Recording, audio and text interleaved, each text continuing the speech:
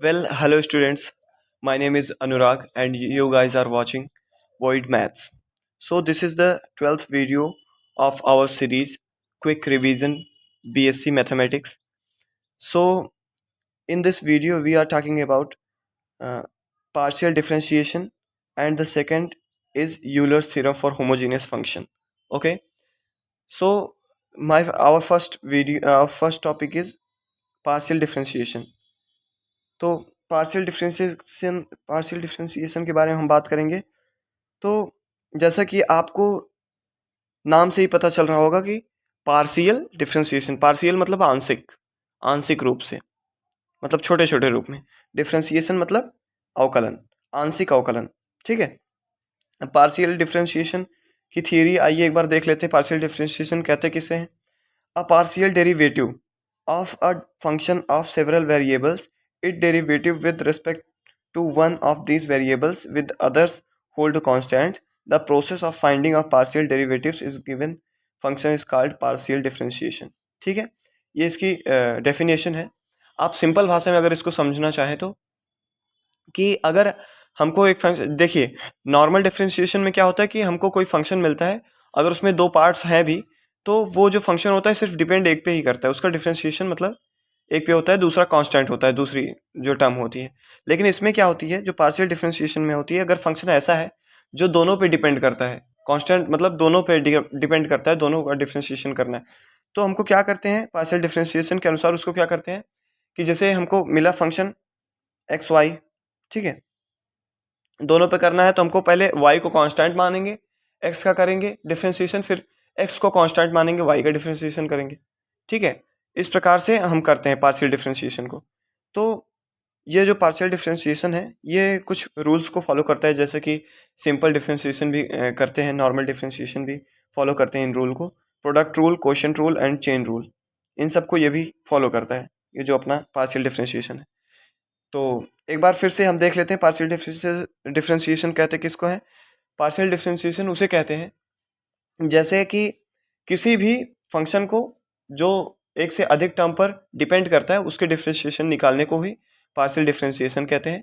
इसको हम किस प्रकार से निकालते हैं कि पहले टर्म को हम डिफरेंशिएशन करते हैं, दूसरे टर्म को कांस्टेंट रखते हैं, उसके बाद दूसरे टर्म का डिफरेंशिएशन करते हैं, पहले टर्म को कांस्टेंट रखते हैं, इसी प्रकार से करते हैं।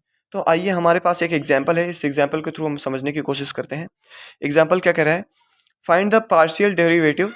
तो हमारा जो इसमें वो है डेफिनेशन है, डेफिनेशन में आपको लिखा गया है कि derivative, the process of finding partial derivative is given function called partial differentiation. मतलब पार्शियल डेरिवेटिव निकालने को ही पार्शियल डिफरेंशिएशन कहते हैं। पार्शियल डेरिवेटिव किसे कहते हैं? वही जो एक को कांस्टेंट मानते हैं और दूसरे को निकालते हैं, उसी को पार्शियल डेरिवेटिव कहते हैं। ठीक है, तो आइए इसको निकालते हैं। द पार्शियल डेरिवेटिव में पूछ रहे हैं, मतलब इसका पार्शियल डिफरेंशिएशन करना है। तो क्या है कि function x y is equal to x square y plus sine x plus cos y. अब इसका हमको पार्शियल डिफरेंशिएशन करना है। अब इसमें क्या है कि एक्स पर भी कर रहा है और वाई पर भी है, तो इसमें क्या करेंगे, एक बार एक्स को कांस्टेंट मानेंगे, एक बार वाई को कांस्टेंट मानेंगे। तो इस प्रकार हम इसको कर देंगे। आइए इसको हल करके देखते हैं कैसे होगा। ठीक है, पहले तो हम मानते हैं कि नाउ पहले हम एफ ऑफ एक्स निकालते हैं ना। Now find F of x, तो जो हमारा एफ ऑफ एक्स होगा, अब एफ ऑफ एक्स निकालेंगे तो हमको वाई कांस्टेंट रखना है, कांस्टेंट वाई रखते हैं। जब एफ ऑफ एक्स निकालते हैं तो वाई कांस्टेंट रखते हैं। अब जब वाई कांस्टेंट है, एफ ऑफ एक्स निकालना है एक्स के, तो यहाँ पे हम इसे इस प्रकार भी लिख सकते हैं, एफ ऑफ डेल एक्स, जहाँ पे वाई कांस्टेंट है। तो ये निकलेगा हमारा guys 2xy plus cos x, और ये जो हो जाएगा y का टर्म है कांस्टेंट मतलब 0। ठीक है, कैसे हुआ, ये y है कांस्टेंट हो गया, एक्स स्क्वायर का करेंगे 2x आ जाएगा, y ऐसे ही रहेगा एज इट इज। ठीक है, साइन x का करेंगे तो कॉस एक्स। ठीक है, क्योंकि इसमें x है, x के मतलब उसमें कर रहे हैं x के टर्म में, x के रिस्पेक्ट में, तो साइन x का कॉस एक्स हो गया। और इसमें y है जो कि कांस्टेंट है, तो कांस्टेंट का डेरिवेटिव 0। ठीक है, अब क्या करते हैं कि हमको एफ ऑफ एक्स मिल गया। अब हमको निकालना है क्या, अगेन वी फाइंड, अब हम निकाल लेते हैं एफ ऑफ वाई। बहुत ईजी प्रोसेस है गाइस, अगर आप थोड़ा सा ध्यान दे देंगे तो आराम से समझ जाएंगे। अब क्या है, del of f upon del of y निकालना है। अब क्या है, इसमें एक्स के रेस्पेक्ट में निकाले थे तो वाई कांस्टेंट लिए थे, इसमें वाई के रेस्पेक्ट में निकालेंगे डेरिवेशन, तो हम एक्स को कांस्टेंट रखेंगे। अब इसमें क्या करेंगे, कांस्टेंट हो जाएगा हमारा एक्स। तो अब जो del f upon del y है इसको निकालेंगे तो हमारा क्या आएगा। अब इसमें देखिए एक्स कांस्टेंट है, इस क्वेश्चन में एक्स कांस्टेंट हो गया। अब वाई के सापेक्ष में हम इसको डिफ्रेंशिएट करते हैं, वाई के सापेक्ष में करेंगे तो इसका मान आएगा x square plus zero plus minus sine y cos sine y, जो इसका कॉस वाई होगा, कॉस वाई का जो हमारा डिफ्रेंशिएशन होता है माइनस साइन वाई होता है। अब इस प्रकार से हम देखेंगे कि ये जीरो कैसे आया, एक्स कांस्टेंट है, एक्स का डेरिवेटिव जीरो, यहाँ पे वाई कांस्टेंट है तो वाई का मान वन, तो X square plus zero plus sine Y आ गया। इसको इस प्रकार भी लिखेंगे X square minus sine Y. तो आप समझ गए होंगे, बस निकल गया, हो गया इजी प्रोसेस। क्या करना है, निकालना है अगर पार्शियल डिफ्रेंशिएशन किसी का भी करना है तो पहले दूसरे टर्म को कांस्टेंट मान लीजिए, पहले टर्म का डिफ्रेंशिएशन कर दीजिए जैसे इसमें किया। उसके बाद दूसरे पहले टर्म को कांस्टेंट मान के दूसरे टर्म का डिफ्रेंशिएशन कर दीजिए इस प्रकार से, तो हमारा पार्शियल डिफ्रेंशिएशन निकल जाता है। अब आइए अपने चर्चा करते हैं अपने दूसरे टॉपिक की ओर। तो जो हमारा दूसरा टॉपिक है Euler's theorem for homogeneous function. Euler ने एक थ्योरम दी थी होमोजीनियस फंक्शन को सॉल्व करने के लिए, जो इस प्रकार है, if f of x y be a homogeneous function if degree n, मतलब n डिग्री की कोई होमोजीनियस फंक्शन है एफ ऑफ एक्स वाई, ठीक है, तो उसको इस प्रकार से हम लिख सकते हैं। ये यूलर्स का प्रमेय है, मतलब यूलर्स का थ्योरम है, सिद्धांत है। तो यूलर्स ने इस थ्योरम को दिया, अब इसको हमको प्रूफ करना है। इसको प्रूफ करना है तो हम सबसे पहले क्या लेंगे, माना कि एक function f is equals to x की पावर n एफ वी है। ये n पावर की क्या हो गई, हमारी होमोजीनियस फंक्शन हो गई। n पावर की होमोजीनियस फंक्शन को हम इस प्रकार डिनोट करते हैं, आपको पता है कि x की पावर n एफ वी से डिनोट करते हैं होमोजीनियस फंक्शन को। तो n डिग्री की हमारी क्या हो गई, हमने एक होमोजीनियस फंक्शन ले लिया, ठीक है। अब यहाँ पे क्या है कि v बराबर हमने मान लिया, v बराबर हमारा y बाई एक्स है, v का मान जो है हमारा y बटे x है, ठीक है। अब क्या करेंगे, इसको हम डिफ्रेंशिएट करेंगे इसको, तो del f upon del x हो जाएगा इस तरफ क्या होगा, n आगे आ जाएगा n की पावर माइनस वन, ठीक है। एक बार इसको, ये मतलब इसको किस हिसाब से कर रहे हैं, प्रोडक्ट रूल से कर रहे हैं, मतलब किस हिसाब से कि पहला पद मतलब पहला पद का अवकलन इंटू दूसरा पद प्लस दूसरे पद का अवकलन इंटू पहला पद, मतलब इस प्रकार से।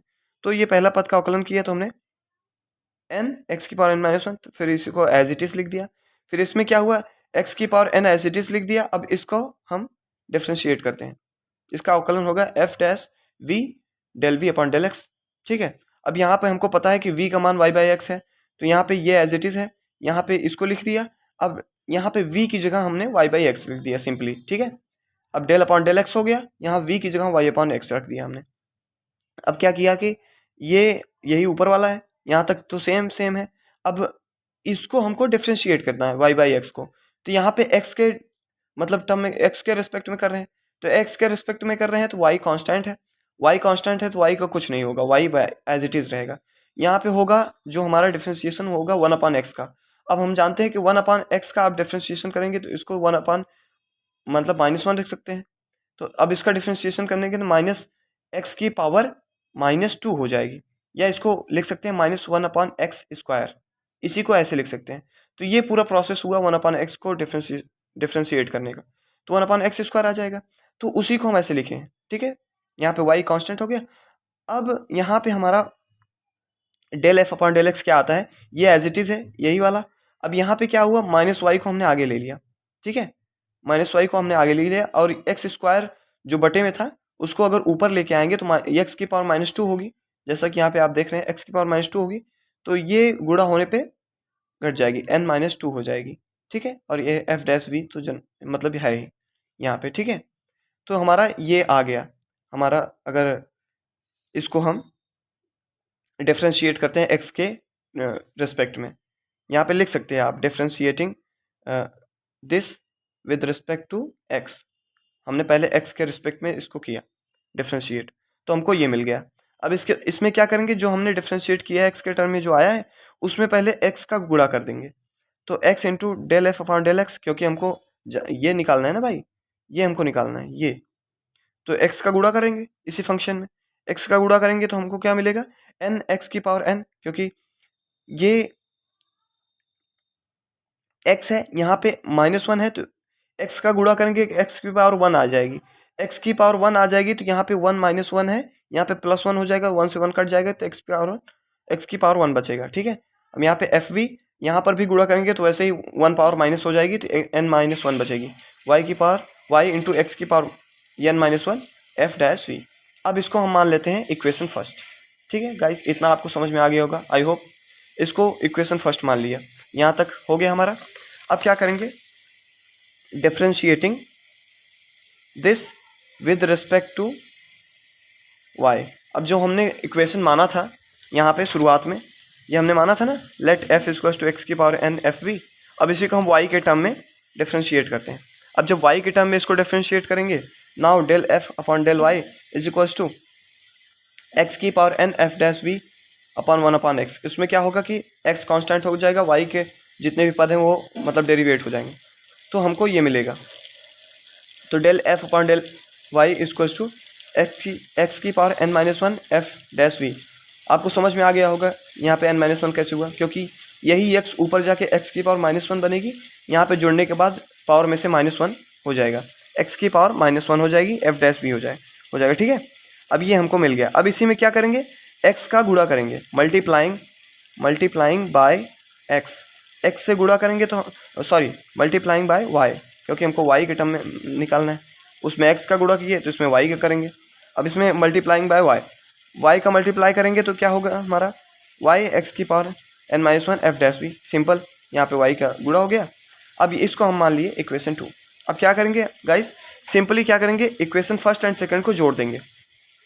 तो after adding equation first and second we get, अब क्या मिलता है, हमारा जो x del f upon del x था वो ये था, ये हमको निकला था यहाँ से।